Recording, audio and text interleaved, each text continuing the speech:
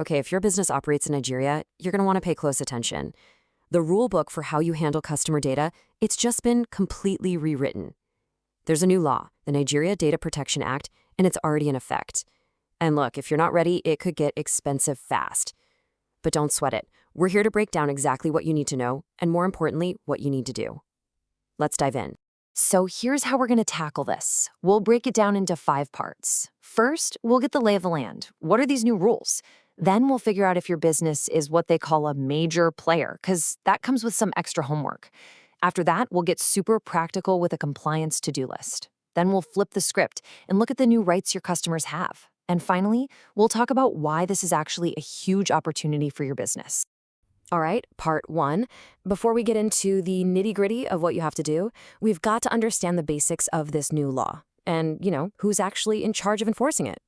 So let's just start with the biggest question of all, the one right here on the screen. Does your business handle personal data in Nigeria? I mean, if you collect a customer's email, if you track who visits your website, or even if you just run payroll for your employees, the answer is almost definitely a big yes. And if that's you, then this new law, it applies to you. It doesn't matter how big or small your company is. And you're going to want to get familiar with this group, the Nigeria Data Protection Commission, or the NDPC. You can think of them as the new sheriffs in town when it comes to data privacy. They aren't just making suggestions either. They have the full power to investigate your business and, this is the important part, to hit you with some pretty serious penalties if you're not playing by the rules.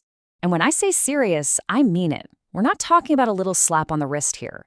You could be looking at a fine of up to 10 million naira or 2% of your entire annual revenue from the year before, whichever one is bigger. Just let that sink in for a second.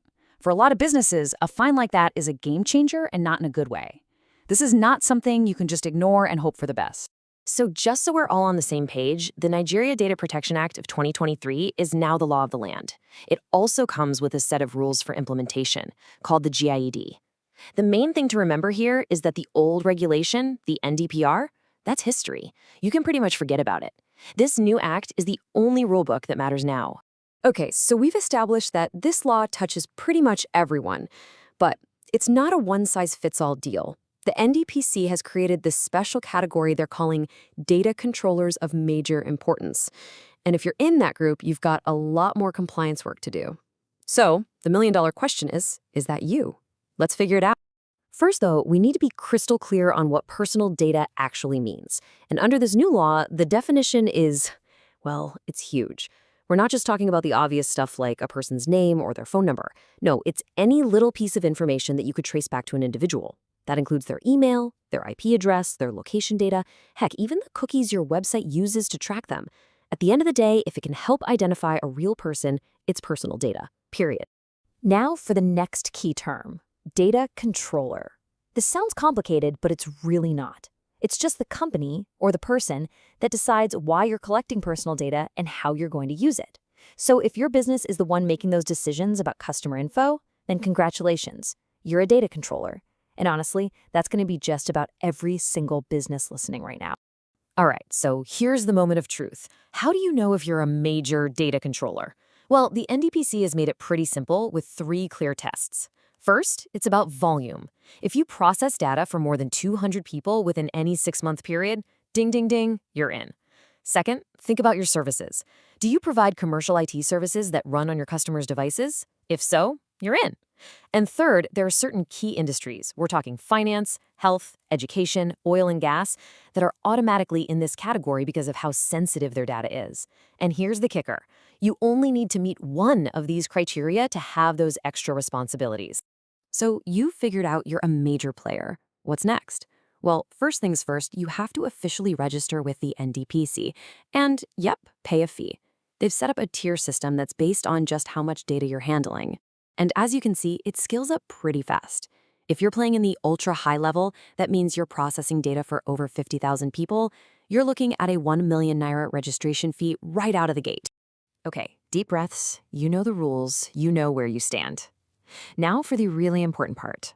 What exactly do you have to do to stay on the right side of this law? Let's walk through your essential compliance to-do list.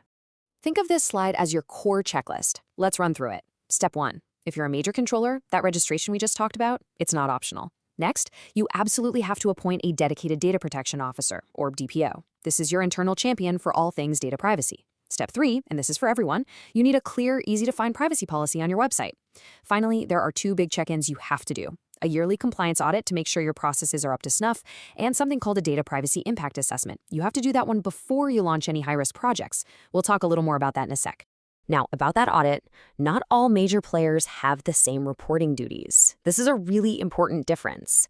If you're in those top 2 tiers, the ultra-high and extra-high levels, your annual audit has to be officially filed with the NDPC. And you can't just do it yourself. It has to be done by a licensed outside firm. But if you're in that first ordinary high tier, the load is a bit lighter. You still need to renew your registration every year, but you're not required to submit that formal audit report. That is a huge distinction. So what on earth is this Data Privacy Impact Assessment, or DPIA? Honestly, the easiest way to think about it is as a formal risk check. Before you roll out any new project that could be high risk for people's privacy, you have to do one of these. Let's say, for example, you're thinking about installing security cameras with facial recognition. Before you even buy the tech, you have to run a DPIA. You have to analyze all the risks to customer privacy and spell out exactly how you plan to manage them. It's all about being proactive, not cleaning up a mess later. All right, let's switch gears for a bit. So far, we've been talking about all the things you, as a business, have to do. But there's another side to this coin, and it's all about empowering your customers.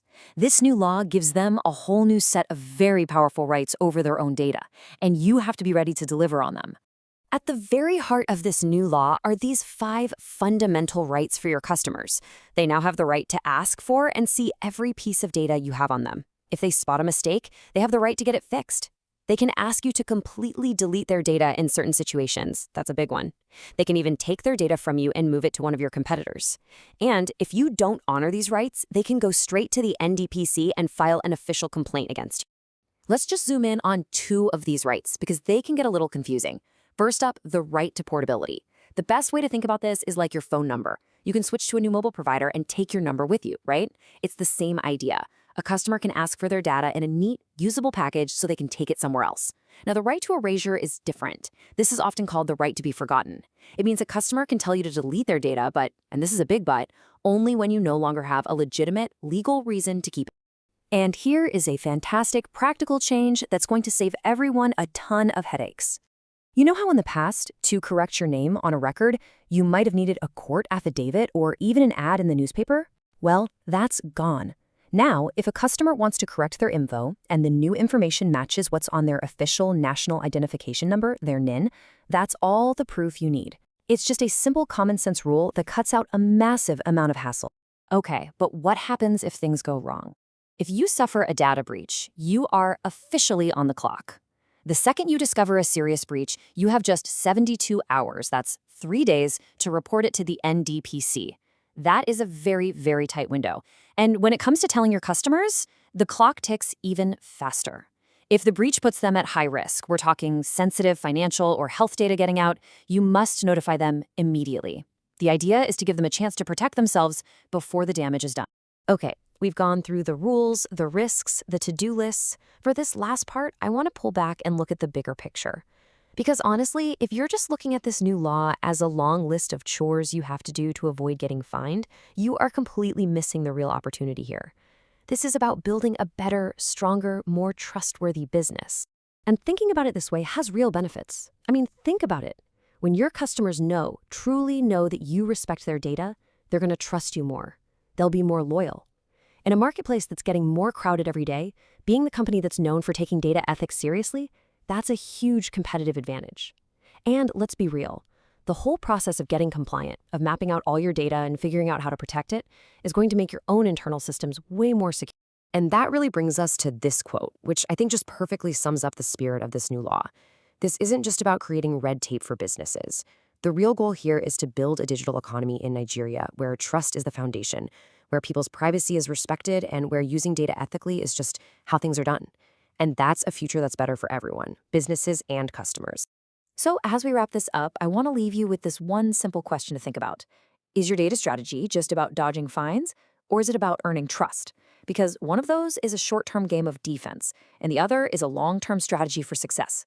The choice really is yours. Thanks for tuning in.